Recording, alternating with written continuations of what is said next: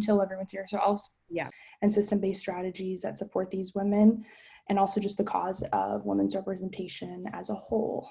So just to briefly introduce myself, I am a communications intern. This summer, my name is Taylor Herrick, and I am originally from Cleveland, Ohio, and I'm a senior at Tulane University studying political science. And some of the topics we'll be talking about today include campaign finance, party recruitment, electoral reforms, and at the end, I'm briefly going to talk about something that has been really important for the communications team this summer, and that's about women's representation in the media and how that can be really impactful for young women and girls. And so I'm going to turn it over to our panelists. We have Rina, and I'm going to have her introduce herself and talk a little bit about why this topic is so important to her. Hey, so yeah, I'm happy to be with you all today. I'm a board member with Represent Women and proud to have been one now for a few years. There is so much good work being done across the spectrum, not just by Represent Women, which is, to me, really the treasure trove of all the great facts and information one needs to know if they're a woman who's considering entering public service. I always think information is power, and so to that end, I created Women's Public Leadership Network with two other founders a few years ago, and that was with the distinct aim to create a place where women could come to and get all the resources they need to learn to run for elected office or to submit their names for political appointments. Our aims were to really get those resources, information, non-financial of course, to women who were more on the right, center-right, or right-leaning. And we've seen a really big issue for conservative women over the years in terms of entering federal service, for example. But we also see a lack of women at all levels when you talk about women who are right of center. And I know that to be true because I made my career in Republican politics. I've been a political operative now for the past 9 years. I have my own political strategic communications and legislative advisory firm, which I've had now for many years, and had the great pleasure of working with candidates on the right side of the aisle as well as independent. In 2016, I sort of stepped out of line with the Republican Party when I was elected a delegate to the Republican National Convention. It's the 4-year anniversary of the controversy that I was embroiled in. I spoke out against the now president. I did not believe him to be a Republican. Of course, he was at that time the presumptive nominee for Republicans, and for me to have spoken out against him was quite unusual. After that, I realized what was most important to me, and that's political reform. And it's to make sure that voices like mine are always at the table, no matter what happens, even if you're embroiled in a controversy like mine. I think that experience didn't just make me tougher, it made me realize my life's purpose, which is to bring different voices to policymaking, to government. And as a native of Southern West Virginia, I grew up in a state that was very red presidential, but blue statewide. And nowadays it's just pretty much red across the board.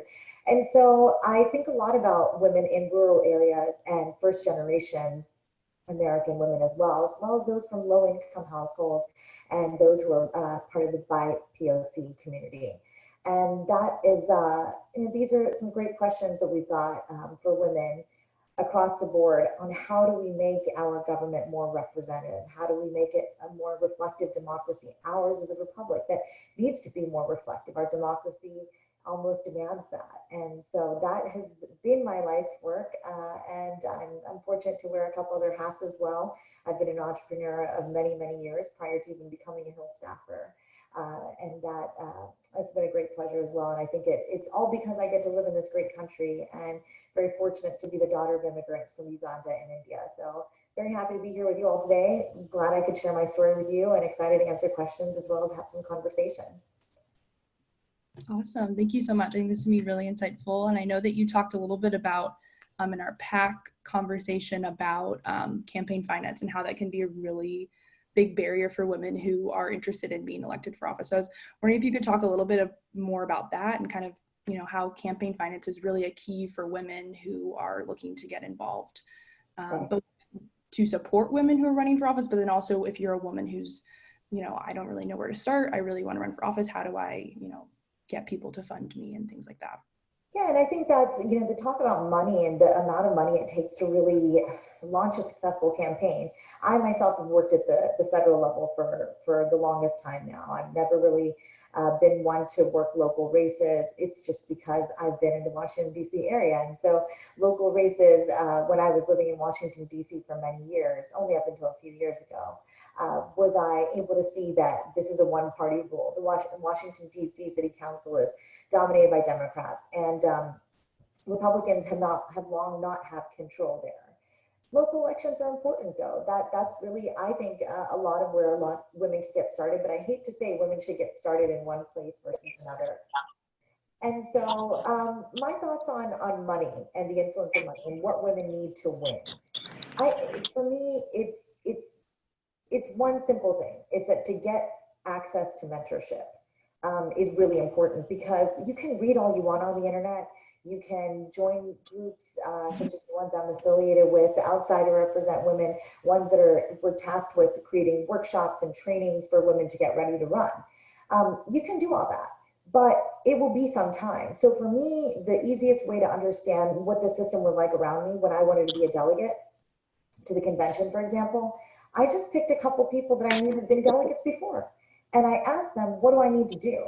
And that was that was a very small example I'm giving you. That was either get signatures or pay a certain fee to get on the ballot. That was it. But when you're talking about running for Congress or any other position, statewide even, I think it's really important for women to find a mentor, to find somebody that has done it before, so that they can get some of the inroads of where are the easiest places that you can tap money. And then what else is important? Do you need to be courting a certain number of PACs? Now, of course, I'm speaking from my experience on the right side of the aisle. We have so few resources, it seems, especially in this era where the national party has, it's even trickled down to local state chapters, state parties, that if you don't support the president, then you're probably not going to have a chance.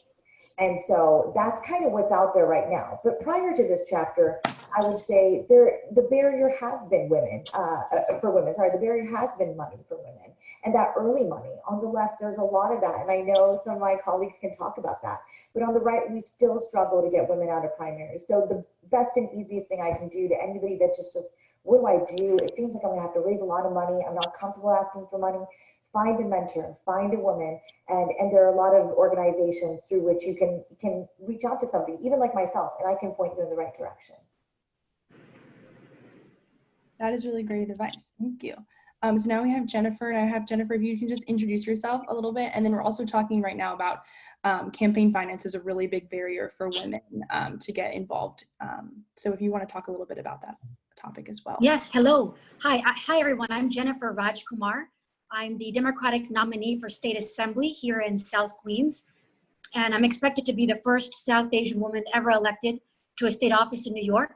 I'm a proud board member of Represent Women, a civil rights lawyer, formerly worked for the administration of Governor Andrew Cuomo of New York, directing immigration for the state in the age of Trump, and I am really happy to be here with you all today. So on the issue of campaign financing, and a lot of the things that I heard my colleague Rina talk about with women in getting involved in the political space. I mean, I think that one thing that's very important is understanding our history. This is the suffrage centennial. And when I was in school, there were no women in my history textbook. And I remember asking that question in my class. I said in my history class, why are there no women in the history textbook? And the teacher's answer at the time was, I'll tell you one thing. Behind every great man, there was a woman. Now things are changing. And the story of how women got the right to vote is becoming more widely known, with American women led by Alice Paul actually going to prison so that the 19th Amendment could pass. Now we're beginning to know our own history. And I think that's very important. It's important to know where we've been before we know where we want to go. And now for the first time, we've seen more than one woman on the presidential debate stage of a major political party. So we are right now in a time of incredible change. And when it comes to issues of campaign finance and structural issues, I think that we also need to look at how structures influence whether women and minorities and marginalized groups can get elected. Oftentimes, we have to change you have to change the game in order to change the players. On that note, President Obama has been doing some very interesting work with redistricting, because we're coming up upon a redistricting year, even forming a group called Redistricting U, because how we draw the lines, the rules of the game, often determine who can get elected. And I know Represent Women has been doing some incredible work on that front as well. Yeah, I think those are really awesome points, especially pointing to the fact that people are really interested on it on both sides of the aisle. It's something that women's representation is not a one-party issue on either side. It's something that is helpful to both parties. And I think with redistricting, obviously with the new census, that will be really interesting to see where, you know, those districts end up. The next thing I thought would be really interesting for us to talk about is electoral reform, and how that, for us here at Represent Women, we talk a lot about ranked choice voting as a really helpful structure that can boost women's representation, especially we've seen that in city councils and mayorship. So if either of you want to jump in about electoral reform or ideas you have about that for promoting women's representation. Well, I'm happy to take that. I mean, again, Jenifer and I have it's been fun to be part of this board, because the great work that Cynthia has been doing at the helm of Represent Women, and now you are a part of Taylor, is that we need more information out to the masses. There always seems like there's only one or two sources to figure out, okay, well, what are the numbers really like when you're talking about lower than Congress, right? State houses, local officials. I mean, how many women are we talking about? How many are Republican? How many are independent? How many are Democrats?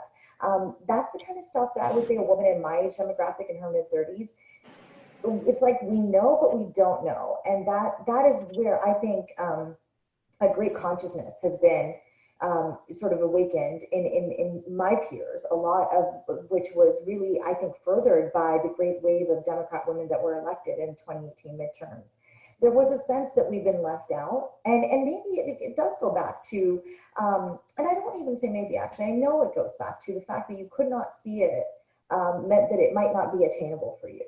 So not seeing many women of color in positions like the one that Jenifer has just secured the nomination for, I think it's pivotal almost that young women in communities, whether they be in certain pockets of Queens or in certain pockets in Appalachia, you've got to see it to believe it. And then beyond the see it to believe it, there is something structural that needs to happen to level the playing field. And that is where I've just seen people really rush to the fringes, and I've been really disappointed that there've been too few women, it seems, on the right who want to have a constructive conversation about ranked choice voting, for example, and what it could do as a systematic reform across the board in terms of electing more women and minorities. Is it wrongly skewing something to make it better for women and minorities suddenly? Well, yeah, it's not wrongly doing it, but it's bettering the game for us, because we've been at a disadvantage for so many reasons, and we could spend an entire session talking about those reasons. As a daughter of immigrants, I know those things, particularly growing up as a conservative woman. I know that conservative women entered the public sphere far later than our liberal counterparts. And it's part of the ideology. It's sort of baked in. Take care of your family first, take care of yourself first, and then think about the community. Because community, likely most people on the right side of the aisle, they've been doing it through their faith, through churches and those kind of religious communities. So it's hard to get people to understand the importance of even running for school board unless they've got a pain that has propelled them to say, I want to make a change. I'm the best person for that change. And so for me, I think one really, really big thing that sort of weighs heavy on me is that, are we going to see a change in how we get information out to women across the board? Anything greater happen than what's happened? Because here in this immediate 2 years, I haven't seen that much change on the right. They've sort of felt, well, there's a squad on the left. They're all liberal. They're all younger. I can't be like them. So what's there for me on the right? And so for me, what I'm trying to do is I'm trying to actually change hearts and minds. And that's where I think we'll begin. But it's again, the question that weighs heavily on me is, how do I make sure I'm bringing new people to the table to acquaint them with this information. And once it hits them, they'll decide what they want to do with it. Maybe they'll go submit their name for a political appointment here in the state of Virginia where I live. Or maybe they'll finally say, you know, I want to run for that open House of Delegates seat in my state, you know, that kind of thing. But until they're at the table, you'll have the table stacked with politicos like me for a long time, and you can't even get us to run because we know how high the stack of cards is stacked against us. So I'm optimistic, but I'm very worried in this moment. There's a lot that needs to be done. We also have another panelist. Janelle, if you would just like to introduce yourself and talk a little bit about, you know, your interest in women's representation. Right now, we're talking about ranked choice voting and electoral reform. So if there's any points you want to add on to that. Sure, and let me make sure my name is correct here. Hi, everyone. Good afternoon. So glad to be able to join you. My name is Janelle Wilkins. I am a state delegate in Maryland. I represent District 20, which is the Silver Spring and Tacoma Park area. And I just got off of another call, but I'm really excited to join the conversation in progress. In Maryland, we have had ranked choice voting legislation introduced several times.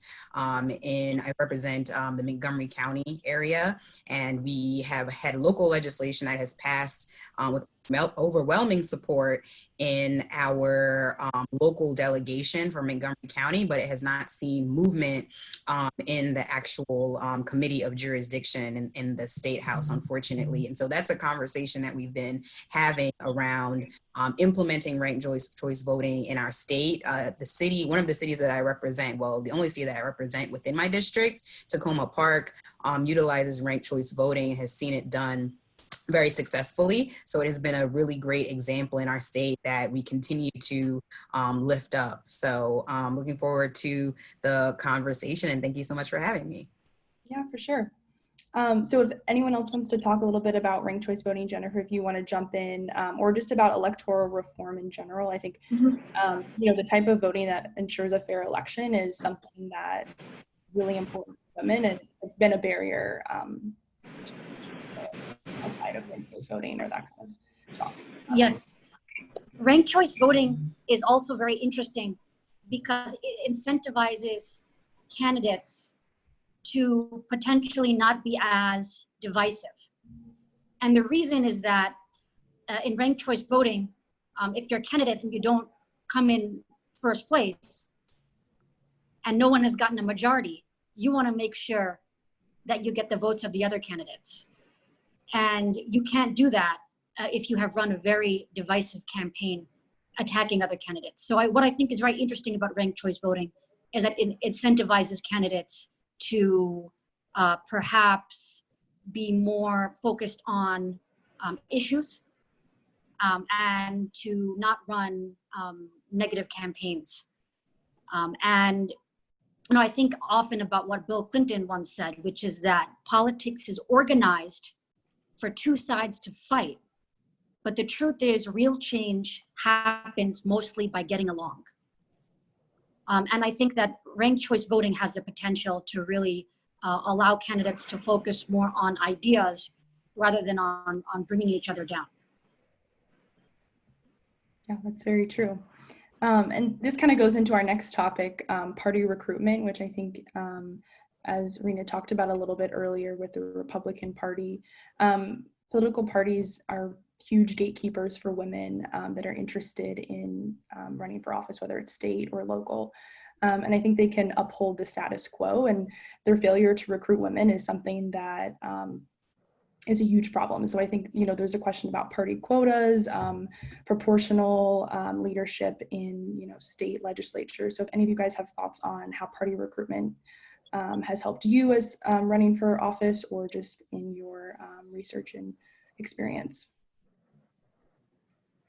I can jump in and say that I think when it comes to the party and recruiting women, one of the things that sometimes we forget about is some of the party positions, such as the local Democratic Party. For me, that's where I got my start. I was really involved with the Montgomery County Young Democrats, and several young Democrats decided to run for our local Montgomery County Democratic Party. And I was asked several times by friends, not formally recruited, but Montgomery County Young Democrats Democratic friends just came together and we decided to run a slate for the Montgomery County Democratic Party, and many of us won.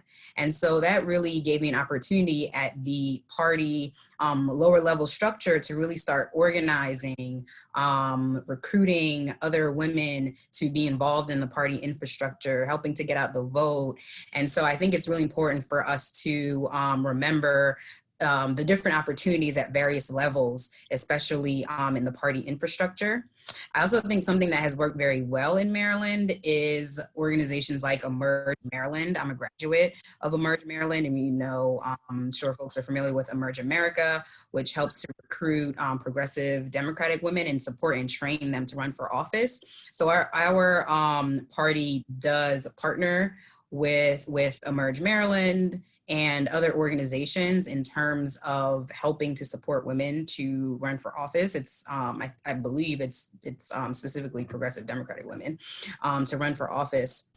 So I do think that that type of partnership has worked really well, but I agree in terms of the actual party recruitment. I think in Maryland, our party really focuses in on just the brass tacks of the election and making sure that Democrats win.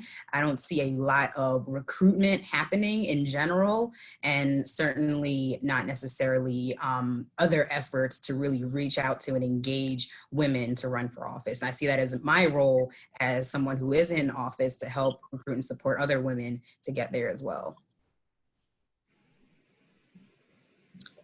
And I would encourage all women to be enterprising and persistent in your efforts to get in with the party structure.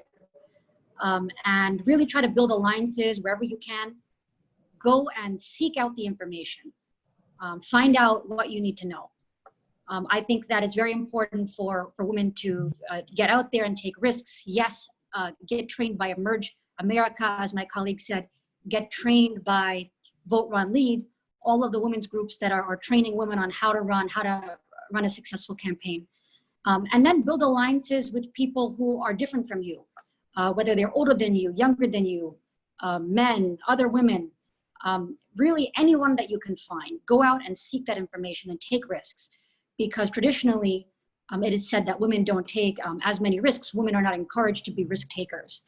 But in order to break in there, you really, really do have to take risks. As you know, as the old saying goes, well-behaved women rarely make history. So I encourage all of the women to get out there and use Represent Women, use us, and go out and seek that information and be enterprising. I just want to piggyback on that. I think that's a great point too, is that you have to be enterprising and persistent. And we have some great stories of people in our networks, and Jenifer, you're one of them. You've constantly never let up. And I think that's the beauty of it, is that you've remained a name. You've always remained around New York politics. And I know that from the other side of the aisle. I know that even though I'm down here in Virginia. And there's something to be said about that. And that's where I want to piggyback and say, I think it's the art of the relationship. I've just also come off of advising a campaign for a female candidate out west. And I can tell you, I think we learned some of the best lessons I've learned as a political operative is when things have gone horribly wrong. And I joined this candidate very late in the game as just a general advisor, but she had gone through the motions of deciding she wanted to run. She'd been asked. She chose to run, mounted a run very early last year. Made the decision, put it all on the line. She's come from a blue collar background, small business owner, also happens to be a C-suite executive and a mother, also age 40. Really incredible candidate. But a few things went wrong. And what I saw is that she wasn't able to really sandwich herself into anywhere within the local state party circles, whether it was, the party on the whole, for the state, or in the local county chapters. And she really felt like that did her a huge disservice in a very crowded primary. And as a Republican woman, she didn't have anywhere to say, well, look, I'm a woman running. Is there, a particular place that I can get some financial resources? She came calling on some PACs in Washington, D.C., which is how I met her. But at the point where those PACs made their decisions, it was a little too late. So I look back at what really went wrong, and it's that this wasn't her fault. Political consulting is an actual industry. This is how people like me have made a living, but they're not exactly good actors in every field. And so what she had done was signed on with a really reputable firm, and the firm, because she didn't know what to ask, failed her. And failed her in a way where she realized not only was her Facebook not linked up to her campaign account, so when she went to run Facebook ads really late in the game, that was a hurdle. Everything felt so much harder for her, I felt, because she was a complete unknown. She had never mingled it with anybody that was a Republican in that particular state. And now I'm not saying that's the end all be all, that that's something you have to do, but that actually would have helped her maybe catch a few red flags early. I think she learned things that most of my clients, my candidates, learn very early on. She unfortunately had to learn the hard lesson far later. And she felt like, she came to me and she said, Rina, what have I done? I've spent like a year of my life on this and I feel like a complete failure. And I'm like, well, you know what? You have set yourself on a plane where you can now do X, Y, or Z because you're known for having been on the ballot. At least there's that much. I said, so one thing, promise me, don't fade away and remain consistent. So it just goes back to Jenifer's story, is that you really, really need to find new circles to immerse yourself in. Once one chapter is over or one engagement's over, say you served on something and you're running for something next, well, what are you doing in the interim?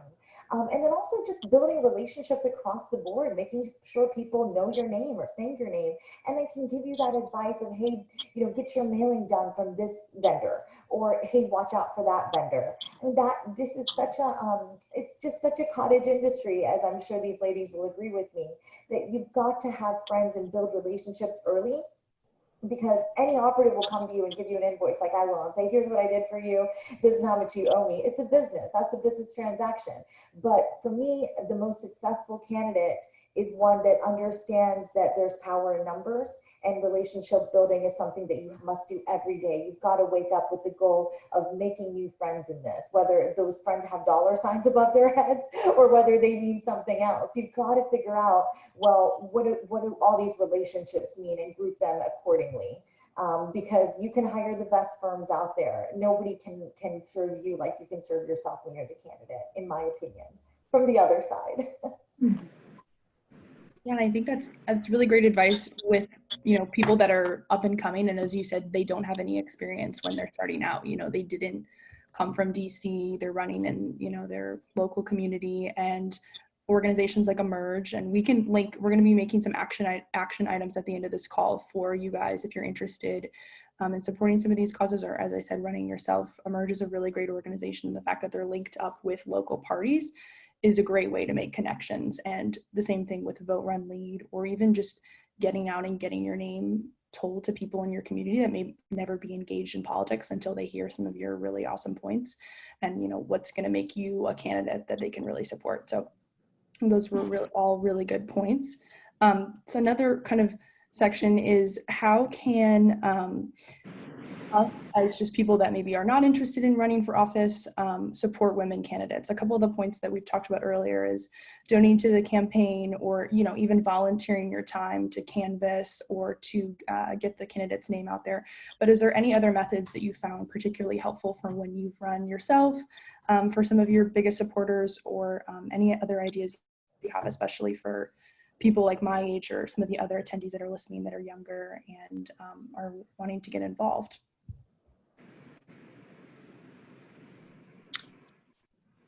I think investing in the youth is very important. And when I was first starting out and I was just a kid, I did something where I said anytime I went to a party and people were talking politics, it was usually at the time mostly the men who talked politics. Times have changed.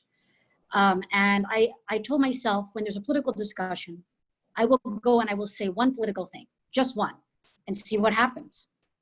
And that's really how I started as a kid. And of course, now things are totally different. I'm about to be elected to office. But I think investing in the youth, investing in young people, in young women, and encouraging them to take the first step and get out there. After they take that first step, it's amazing what happens. And it's amazing the potential that young people have in running campaigns helping campaigns, getting the vote out. They are an incredible, incredible, powerful force that should never be underestimated and overlooked. And we have to invest in the young people and in their role in politics.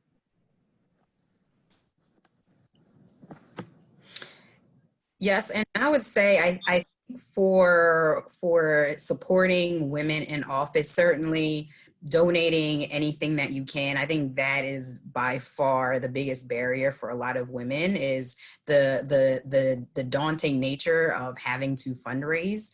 And so even if it's $5, $10, $20, getting some friends to do that, that really helps a lot.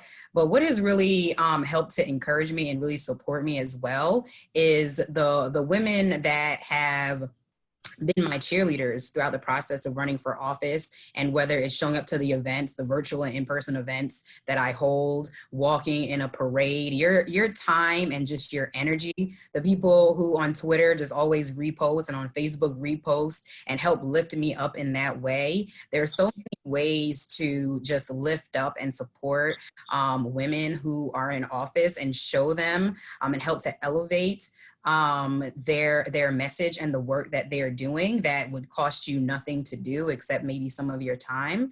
So I have found those things to be so meaningful. Also, if there's a policy issue that you're really passionate about or you have a lot of knowledge around, to help support elected official in becoming an expert in that, or helping her if there's a particular piece of legislation, whether it's related to women and families or not, that you have a background in, providing some of your expertise that you have, something that is really useful as well. And I've had constituents and non-constituents who have come and helped me to get up to speed on issues where they have been experts on and have a background on. So I think a lot of things that people can do to help and support the financial part, of course, but there are also things that are completely free to help lift up the work that we're doing, because we know that sometimes our work can be erased when we're leading on issues. Sometimes they'll go to the male colleague before they go to us, but what we can do is support each other and help to lift up the work and the leadership that we are doing. So I think we're seeing a changing tide right now when it comes to women in office. In Maryland, we have the first woman speaker in the history of our state, and she's also the first African American to be at the mantle as Speaker of the House. So in Maryland, we're also seeing a younger legislature. When I came in, I was the youngest Democratic woman in the Maryland State House, and I'm not the youngest anymore after the last election. So at least in our state and our community, we are seeing that change. And in order for that to continue, we have to support each other and also show the strong leadership that women have all across the country and continue to build on those wins.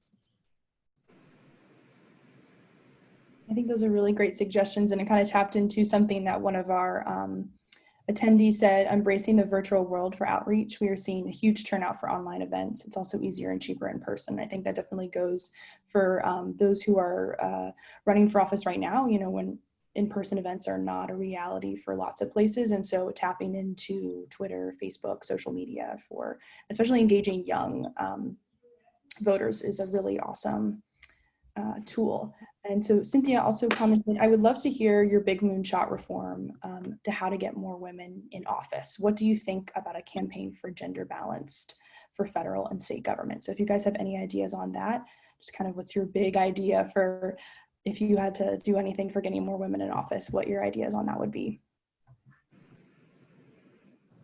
I mean, I've been saying this for quite some time, and if anybody's heard this before, I apologize for repeating, but I'm a crop of younger conservative in this country, and I'm sort of a beast of the federal level of office. So I've been related to congressional campaigns and worked on the Hill for 2 members of the U.S. House of Representatives. And I just genuinely have come to feel over the past few years, especially, that if more women are to be elected or want to enter public service at this level, it's got to be ending gerrymandering. These districts across the country are so awfully gerrymandered. And I grew up in southern West Virginia, which was right on the border of North Carolina and Tennessee, and those states. In North Carolina, we know just the heck they've had to deal with down there. And the places, these districts where they're cut out to serve a certain person and to keep the incumbent there, it defrays women like me. It really, you know, it sort of makes us feel that, well, then how can I overcome such great odds, you know, if it's in the favor of someone else? That's one thing. But I have, and I said this in our last session, is that I've felt encouraged as I've traveled the country as an operative over the past few years, especially, and heard from younger conservatives like myself in our 30s and 20s that we've got to see an overturn of Citizens United. We've got to. The influence of big money, just the amount of money needed to run for office, and again, I'm talking about the congressional level, is mind-blowing. I've got two young children who can probably hear in the back, age 4 and age 2. I've been wanting to enter public service myself for a long time. I cannot imagine doing so for a very long time. It will require me to dial for dollars so much. It's time away from my children who need me, especially in the conditions that we're living in right now, this pandemic world. My children are really suffering from the lack of social interaction. I myself am facing those same issues, and feeling like, well, you know, I could do good out there, but if I have to raise so much money and that's where my attention goes, what's the point of this? Is my message even going to be heard if I don't raise the money I need to make the ad buys I need to make in the area in which I live, just because it happens to be a very affluent area and we're right outside of Washington, D.C. I feel blessed to be in this area, but I also know, and this is maybe just a quick aside, is that, I've been a lifelong conservative Republican, but because of some public statements I've made, those will be used against me. And I know that women like myself, I mean, I have a thick skin because of the industry I'm in. It's hard when you know that there's opposition research out there that your opponents are paying for, that can come out and just knock you right out of the water the minute you enter the water, right? So there's a few things there, but the big money and the ending gerrymandering, I'm hearing from younger conservatives that that's what's going to have to change. And I feel that way very strongly. Well, I completely agree with Rina around ending gerrymandering. I introduced legislation this session around gerrymandering with our congressional districts, and we'll continue to champion that issue. But I think that on a related note, if there was one big thing that I'd be able to do in terms of helping women run for office, it would be around campaign finance and public financing of campaigns at the state level and for really every election. I think that is one of the biggest barriers to women running. Is the ability to raise funds, as I've mentioned earlier. And to give you a concrete example, for me in my race in 2018, I was first appointed to the legislature, and then I had to run the next year to defend my seat in a competitive election. And in that race, just the people who were some of my opponents, if you just looked at their finance reports and just looked at people who had the same last name as them that donated, several of my opponents already started out with $20,000 just from family members. And I'm starting off then with $20,000 behind, because I don't come from a family where, you know, they're able to write $3,000 checks, $2,000 checks, and that I have, you know, $20,000 coming from the Wilkins family, right? And I'm also an immigrant, so that's a whole nother barrier in terms of, you know, international donations and things like that you can't do. So what that really showed me, and those particular folks are able to say, well, we're not going to take any money from corporations or PACs or this or that, and they're easily able to say that as well because they also had $20,000 from family members. And so there's this uneven playing field where I think for candidates like me, you have to decide, are you going to take money from some of those corporations to try to catch up? Or maybe you won't have enough money to compete in terms of your race. And I think that those kinds of decisions should not have to happen. And it really prevents, especially women, from being able to actively compete, because for most races, you do need the money to get your name out there. I ran a very grassroots campaign, very aggressive door knocking, but at the same time, you need to follow up with people in the mail right before the election. And so I was able to raise enough, but what campaign finance and public financing does is that a lot of times it puts a prohibition on the PAC money, on the lobbyists and those types of funding sources, but it also levels the playing field by doubling and tripling your donation. So maybe someone who provides $10 that is matched by the public dollars, and that $10 might become $30, or that $25 becomes $100. And so that sort of matching helps to make sure that your small donations and the folks who are only able to, donate small amounts, that it's amplified. It really helps to increase the voice of voters who are able to donate, while also leveling out the playing field for candidates who opt in. So I would really focus in on the financial aspect. If there was sort of a big effort that I was able to get passed. We have introduced that legislation a few times. We haven't gotten it done. Now with this financial climate that we are going to be seeing, I think it will be a challenge moving forward. But that is one of what I believe is one of the biggest issues and biggest barriers is around campaign finance and making sure that we even out the playing field, particularly for women to be able to run and compete. I agree. I think that the rules of the game need to be made more fair. And part of that is fair maps. Maps need to be fair. If you live in a district that's shaped like a corkscrew, that's probably for a reason. So you should find out why. State legislatures are usually the ones that control the drawing of the lines, and we're coming up upon a redistricting year. So it's very important that lines are drawn fairly, so that lines are not drawn for a particular interest group or particular party to prevail, but that they're drawn in an unbiased manner to truly represent the voices of the people. And then also we have public financing, which has been discussed by my colleagues. New York City has implemented a public financing system now that's at least 7 years old. And it has led to younger people, minorities, and women running in greater numbers. So I think it is worth taking a look at expanding public financing of elections, because that definitely does lead to new types of players. Yes, and I think we can all agree that definitely gerrymandering and redistricting is a huge issue, and that's a really big barrier. I know that we talk a lot about also, once you get women elected, how can you make sure that they can serve really well and lead really well?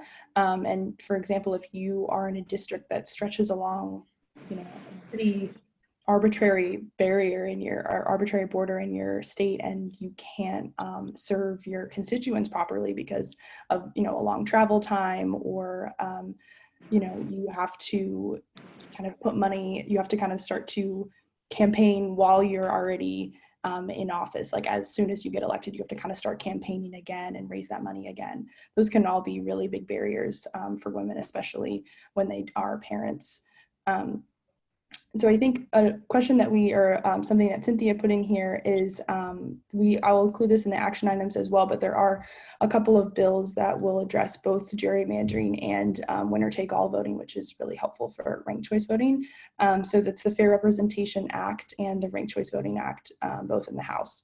And then a bill in the Senate that is giving money to communities transitioning to ranked choice voting. So there definitely are initiatives that are happening in Congress right now, and are really important for people that are interested in this topic to call their legislators and push them to vote for these bills.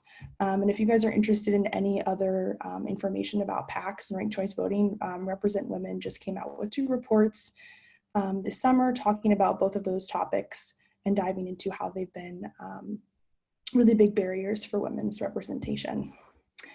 So if anyone is interested in asking questions, there is a Q&A portion, or you can put them in the chat as well. I think one question that we have is, Can the national parties help candidates in non-financial ways, such as creating mailings for veterans? I am a Republican veteran running for Senate.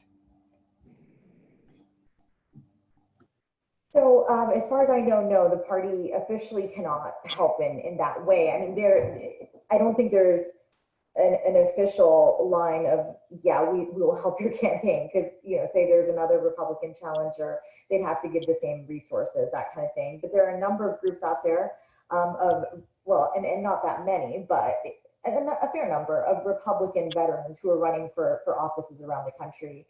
And I'd be happy if you want to message me privately to find one or two people I know who are affiliated with those groups in my LinkedIn network, and I can make an introduction for you, because they would know how exactly you can get help with your mailing, for example. Thank you for your service. That's really wonderful that you're a veteran who wants to serve. I love that. I think that's great. But as far as I know, the party officially cannot officially help. They'll probably direct you to some resources. Thank you. That's really great insight. So that was Cornelia Weiss who asked that question. So thank you so much. Want to ask questions in the chat or in the Q&A function, you continue to do that. The other thing that something that I talked about at the beginning is that the communications team was really interested in, and I know that was touched on earlier, is seeing representation as a young woman or even a young boy in the media, in literature and films and movies.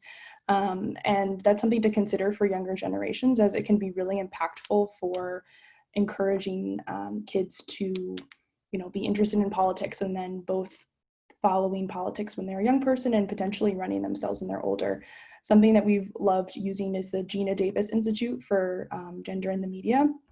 They published really awesome research on gender in forms of the media, and something that I saw that they studied was STEM and representation, and that has been very impactful for women that are interested in STEM. And many of them, I think it was 63% of women, have attributed their STEM interest to something they found in the media. And I think that can be said for women that are interested in running for office as well. If they see people both in children's TV shows or in books, we actually have compiled a couple of lists this summer of feminist children's books, and we will be linking those in a couple of our action items. There's lots of books about Supreme Court justices, Ruth Bader Ginsburg, Sonia Sotomayor, and also books that are a little bit about how first ladies have been able to use their influence for creating change in the United States. That's something that there's been lots of books on Michelle Obama or Eleanor Roosevelt. So I will be linking to a couple of blogs. And I think this issue is really important. Although it's not a structural issue, it's something that anyone can get involved in, especially if you are a parent or you are a young person and you want to learn a little bit more about representation in this way. I think this is a really important cause. So if any of you have thoughts on that, and maybe ways that you found representation in the media have encouraged you as a young person growing up, or as you see it encouraging young people right now in 2020. It's really incredible. My 5-year-old niece has all these books that I never had, and they're really extraordinary. They are books that envision the first Latina president of the United States. I never had such a book. Imagination is so important in giving us kind of a roadmap and giving us a sense of where we might go. So in addition to learning about the heroines of the past, like the suffragists, on this suffrage centennial, I think about that a lot, who were willing to risk their lives for our freedom. I think it's also very important to just imagine where we could go. And certainly when we see so many women having run for president, and potentially a woman on a vice presidential ticket very soon, as early as this week, I think that this is an extraordinary time, and this is the time to really encourage our young women to think about where they might go. And I'm seeing that a lot more.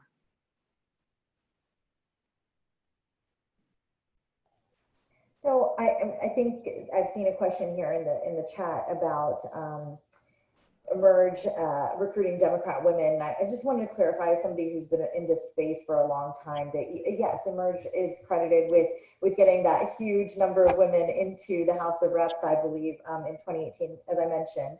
There was that large wave, and they were all trained, and they had gone to workshops and different things.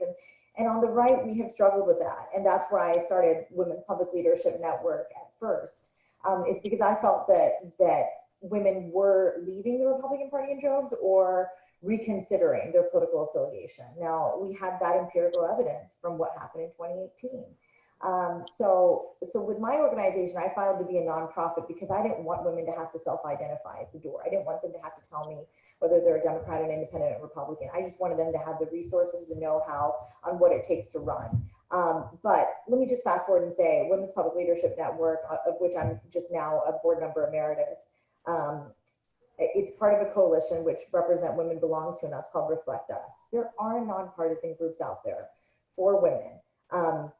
There is this misconception across the board that groups, only train Democrat women. Of course, that's true with Emerge, that's what they do.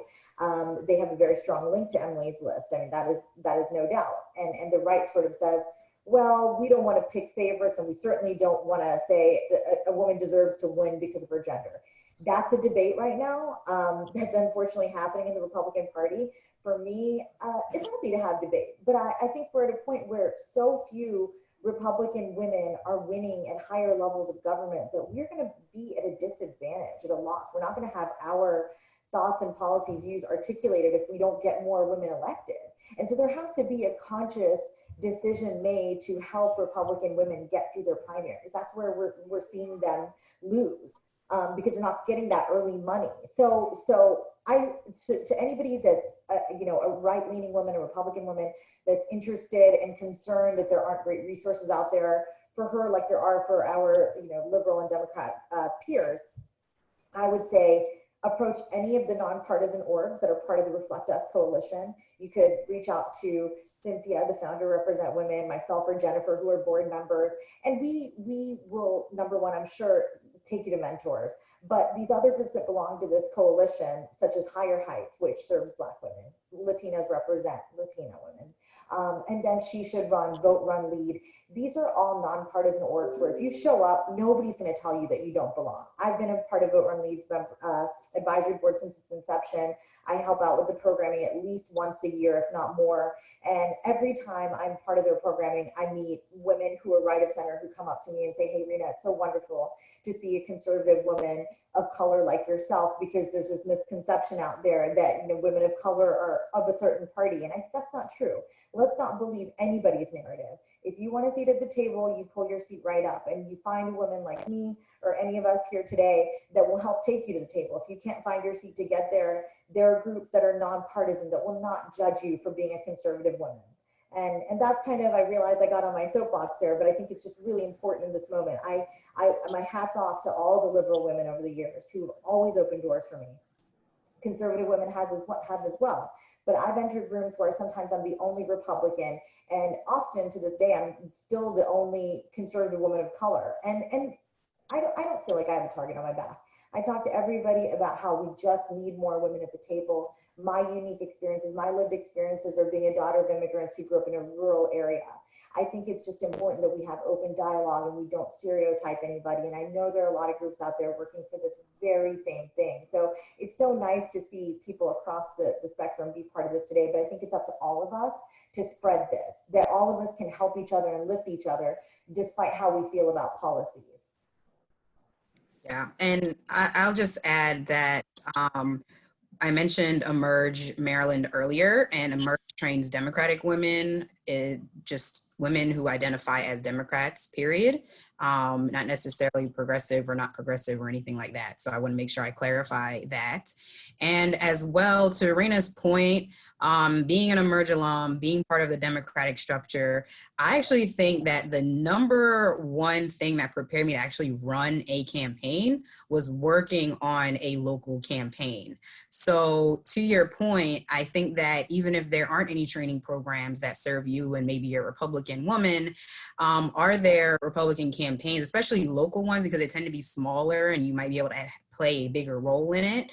Are there campaigns at the local level that you can join in on and really get into the nitty-gritty of how that person builds their campaign structure and really volunteer your time to learn how to campaign? Being a field director for a House of Delegates campaign a couple years before I ran, hands down, I think taught me the most out of any program or anything that I have done in terms of running for office. So I do want to lift up the importance of volunteering as not only helping a candidate, but I have found that has been something that truly helped me to figure out how to develop and run and successfully get elected to office. In addition to the training programs like Emerge Maryland that I've been a part of. And I think Cynthia pointed to an infogram that she popped in the chat, talking a little bit about how in international, in countries that rank above the United States in women's representation, it's more about recruitment rules and voting systems that are helping to elect more women. And she included an infographic there. So it's really about, approaching those systems that are keeping women from running for office, that can really make a change in how we see women's representation in the US. So again, if anyone wants to ask any other questions in the chat or in the Q&A, another point that I was thinking about earlier is when we talked about, is when Janelle pointed out volunteering your time and working on campaigns. And I think the amount of women working on campaigns or working, in the House of Representatives or in Congress for a member is really important as well, then also running for office. So if any of you have points on women's leadership in your own campaigns or in your own networks and how that has been really important for you or other people that you've seen, I think that's really important for those watching as well. I think the group win was very helpful for me very early in my career as a young woman, to have other young women to dream with, to talk with, to plan with. I will never forget that and how it helped really introduce me to the political space. So those groups are incredibly important. But I will also emphasize the words of Shirley Chisholm, which are that if you don't have a seat at the table, bring a folding chair. So it's very important, even if you feel like there's no space for you, get in the room. You belong in the room where it happens. And you should have that conviction. All women are part of the great traditions of this country, and they deserve to be in that room. So I say start from a place of that conviction, and then go from there. So I have some rather kind of maybe elementary advice, is that Twitter is a place where a lot of politicos live. Of course, journalists have lived on Twitter for a long time, but for any woman that's interested in news as it happens and getting information first, I've been on Twitter now for many years, since its inception, and I have learned so much there, not just as an operative, but as a person. And I think any woman that's interested in leadership, it's a great place to really enter and see what debate's happening. Now, that is the Twitterverse. It's a bubble. It's not representative of everything that's happening in America, but I think it's really important to be in the places where ideas are being debated and discussed. And for me, one of the biggest functions that an elected official has is thought leadership. It's an opportunity to put out what you believe is good and right, and solutions, ideas. So for me, I say, always find more resources, find places where you can learn. And there are so many new organizations cropping up outside of the coalition of women's political orgs I just mentioned. That's a great coalition that's been around now for a couple of years, a little bit longer than that actually. But there are new organizations cropping up all the time that have great offerings. And as somebody that's always been politically motivated and interested, not just as my professional affiliation, but like I revealed earlier, I've been interested in running myself one day. And I think the best way to do that is to ingrain yourself in as many circles as possible. So I've learned about it was on Twitter that I learned about Luba Gretchen Shirley, who ran in New York, and she was an incredible candidate who unfortunately did not win, and she's on the other side of the aisle, but she really, I think she was incredible for the message that she put out there, talking about issues that were really important to mothers. And she's got Vote Mama Foundation now. So she started Vote Mama US as well as Vote Mama Foundation, and Vote Mama Foundation is incredible in talking about childcare being used in campaigns. And if you go to their Twitter page and follow, she's just up this article about childcare can also be an issue for women running for office. And the latest article they've shared is something about South Dakota and how it's not one of the 17 states that allow candidates to use campaign funds for childcare related expenses. Now, I know that not every woman's a mother by choice or by chance, but issues related to mothers, I think, are really important as we talk about getting more women into government and public service, because childcare and how to keep the American family strong, that's something I've always really wondered about out loud as a conservative, is that we need to strengthen the American family. One of the best ways we can do it is to figure out how to support the American modern working woman. And even if a woman is not working and she's a stay-at-home mother, I mean, that's work as well. So, you know, I think groups like Luba's is great. Again, that's Vote Mama Foundation. There's also Gender Avenger. That's a fun account to follow. They shed light on how women are being left off of panels across numerous industries, and panels meaning speaking opportunities, places where you can share your thought leadership. That's a great way for anybody who wants to be in public office at some point in their life. Go out there and speak on a topic you have expertise on or that you're passionate about. Gender Avenger draws attention to the fact that women are not on enough panels where the discussions are being had. Women's issues are everyone's issues, right? And so for me, I really, again, want to just stress the importance of all of us really being inclusive, supporting all women, because we're at a moment where we just don't have enough women at all levels of US government. And I just really believe that we would be better served if each one of us takes it even more importantly and puts more emphasis on educating ourselves. But because unfortunately, not many people out there opening doors for us across the board.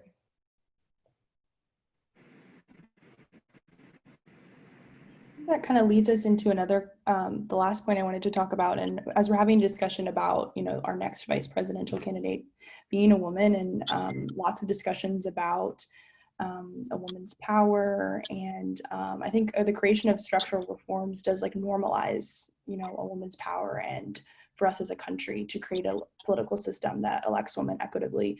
And Cynthia has talked about a little bit before about gender balanced cabinets. And so many of you guys have ideas about gender balanced cabinets, or also, you know, what, you know, having a woman vice president looks like right now. And, you know, that's about to be announced. And I think there's a little bit of conversation right now about how pitting some of the women candidates against each other, that's just not really creating an inclusive environment for all people to support these women candidates. So if any of you have questions or ideas about women in the presidency or women in the White House, that would be really awesome to talk about.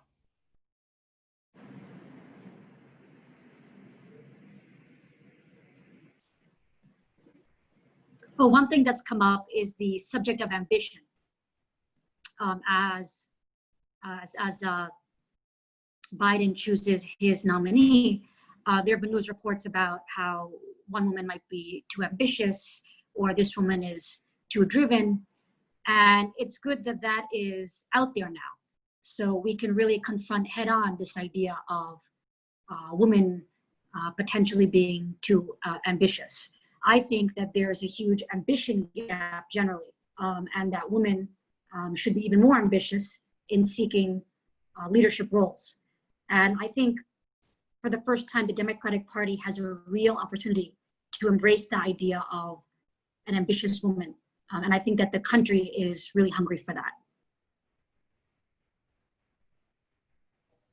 I'll address Cynthia's question about the gender-based balanced cabinets, gender balanced cabinets. I remember hearing in Canada what had happened with the gender balance there. And I was excited, but you know, I've been in politics long enough where I can tell you I've heard some awful things being said across the board, you know, about just people and like women ambitious enough to want to serve in a cabinet position or some other role where she's appointed, and sort of what does the role of her gender have to do with it? Or is she a woman of color? Does that have anything to do with it? We are in such a, I think, a very divided point in time in our country's history. Well, we've always sort of been divided, right? And always striving for a more perfect union. And one of those, in striving to do so, I think we need to have a very honest conversation about how the vast majority of men, and I don't want to paint with a broad brush, view women's entree into public leadership roles. And the reality is that in large swaths of the country, you've got men who are not at all used to having a boss who is a woman, or a supervisor. So why would they elect one? There was obviously a lot of debate around Hillary Clinton and her, her candidacy. What did people in urban areas versus rural areas think? Without getting into that, I would just say this. I think we're in a moment where a gender balanced cabinet would serve us well. But I know that the conservative argument for that is that why should we prop up a person simply based on their gender and their gender not being represented? And I always say this, this is definitely a contentious sentiment that I have shared with people and have gotten some blowback for, is that I don't vote for a woman simply because she's a woman. And that makes it really hard for me to square up my feelings about where we are in terms of women's representation in the country versus, am I voting for that woman because I think she's the best choice? And that's what the right always says, is we should vote for somebody when they're because they're the best choice.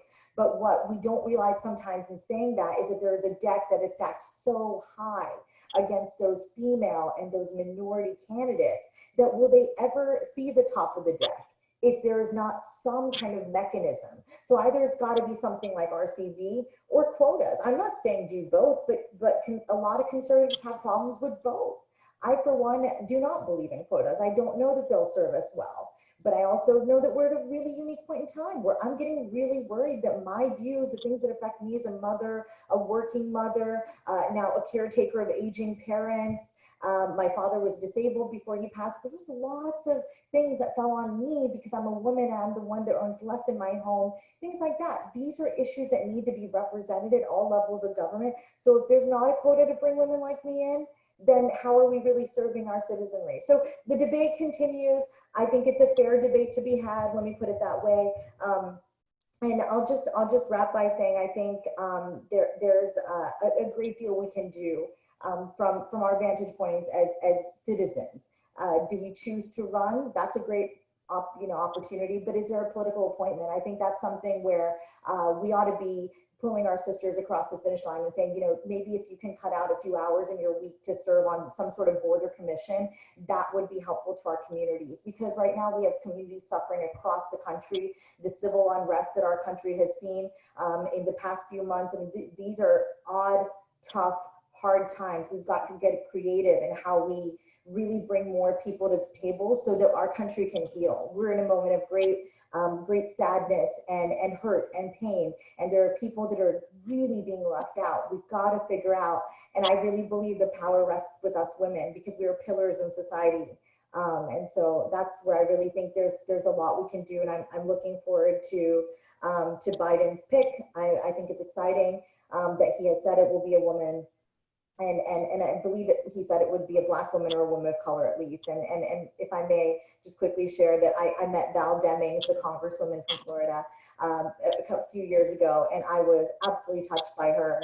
I didn't know her. I didn't really know any of what she stood for. I happened to be in the same room with her, and she walked in, and her energy was just electric. And I believe that that's who my vote is for this time around. I think she is a sheriff. I heard was incredible. I think her being a sheriff could help in this moment a lot. So I hope that I'll get some debate from some of you on the Twitterverse later and we can talk it out, but really, really excited to be able to talk about this today with you all. Thank you. And I would like to add that this is the time, I believe, for ambitious people generally. In the national emergency that we're in right now, with nearly half of Americans out of a job, civil unrest, emerging from the coronavirus and rebuilding, this is the time for ambition. Ambitious men, ambitious women, we really need leaders. It's not the time for mediocrity. So as I look at the picks, that's the lens that I'm seeing things through. Thank you both so much. I think those are really great sentiments as we go into hearing, who is the vice presidential candidate. And again, I'm also really interested for some kind of talks about that on social media and people really getting involved from the campaign once they see, who that pick is. Just kind of my final question, and this is kind of a moment if you guys want to shout out any, I know that you've talked about a couple of organizations. We have a question, this may have been already touched on, but what are some smaller day-to-day things individuals can do to support women running for office? Do you have any organizations that you want to talk about, or just small things that you can find that some of our attendees can do as they care about women's representation going into the 2020 elections?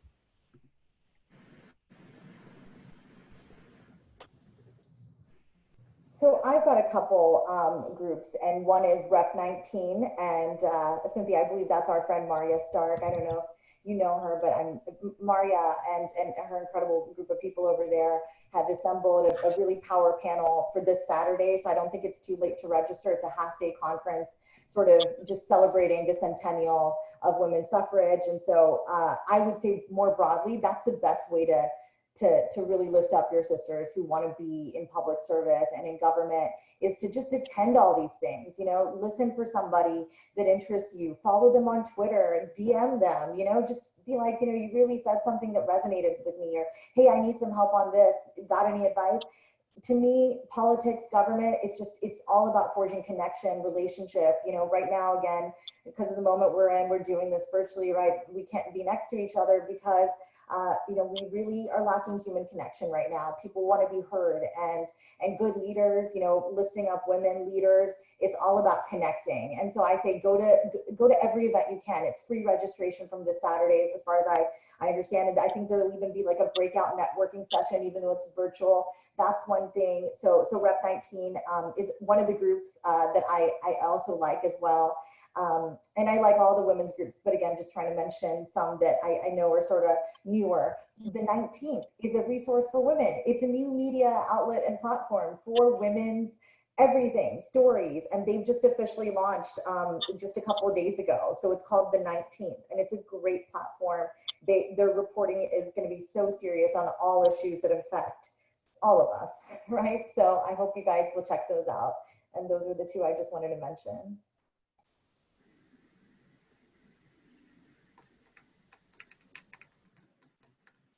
Thank you guys so much. So if we just want to wrap up our panel here, if there's any last things you want to talk about, let me know. But thank you guys so much for attending. As I said, we will be posting some action items, including a lot of those organizations, including some of our research on ranked choice voting, on PACs and donors, all on our social media. So be sure to check that out. And then also recording of this session will be put on our social media as well. And we again have another session next Tuesday on international women, same time, and you can sign up through the same link via Zoom. So thank you guys so much. If there's any last words to say? Thank you. Thanks, everybody. Thank you. Thanks, Bye. Jennifer, Rina. Thank you. Take care. Take care, guys. Bye. Onward. Thank you. Bye-bye. Thanks, Taylor.